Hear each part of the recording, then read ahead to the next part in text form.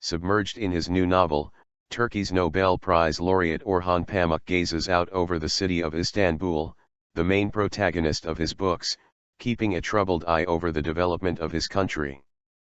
Pamuk, author of best-selling modern classics including The My Name is Red and The Museum of Innocence, has for some 3 decades been the face of modern Turkish literature at home and abroad.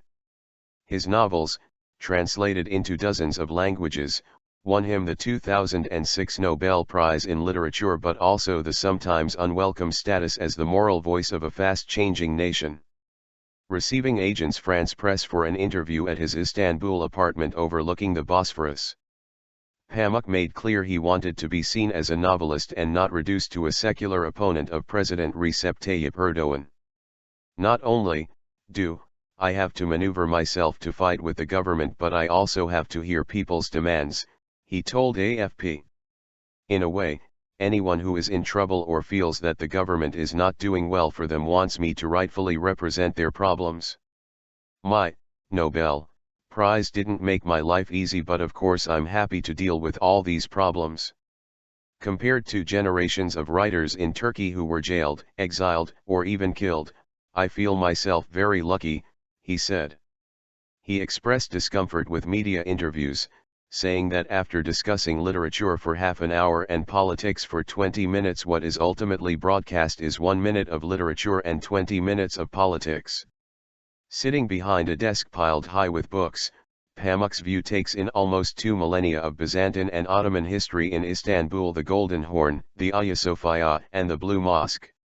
Taking pains to speak in precise and accurate English, Pamuk said his last published novel, A Strangeness in My Mind, was an attempt to show a changing Istanbul through the eyes of one character.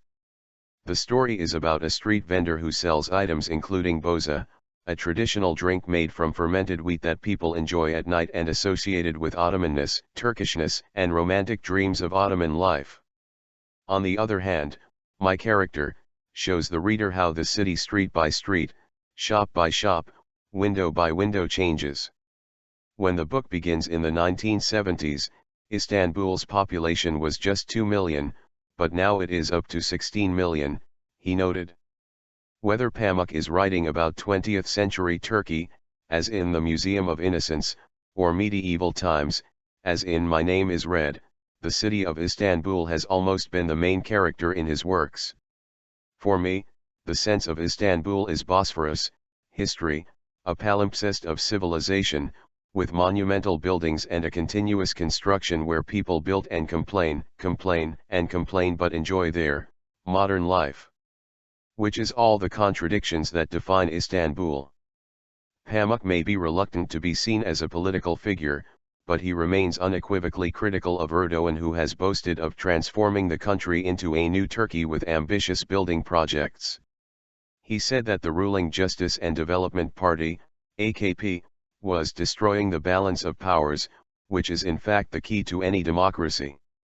In that sense, Turkey is only an electoral democracy, but a democracy where the respect of human rights, free speech are violated every day. Pamuk leaves Turkey every year to teach for a semester at New York at Columbia University and said he could sense the change when he returned last. When I came back, I felt a climate of fear, people whispering. Commenting on Turkey's recent history, from coup-happy generals to Erdoğan, he said, authoritarian soldiers were pushed out, and authoritarian and Islamist government took their place. Erdoğan and the AKP have dominated Turkey's highly diverse society for over a decade but have been facing unprecedented challenges after 2013 mass protests followed by stunning corruption allegations against the elite. In a sense, the mystery of political Islam vanished because of the convincing power of corruption allegations, said Pamuk. He is far more reticent when asked to comment on the mass killings of Armenians by Ottoman forces during World War I, a tragedy which Pamuk had in 2005 labeled a genocide. Those comments brought him death threats as well as legal proceedings that were eventually abandoned. I had a lot of trouble 8 to 10 years ago because I talked freely about this subject. For now, Pamuk is focusing on putting the finishing touches to a new novel which he says will be a surprise for some readers.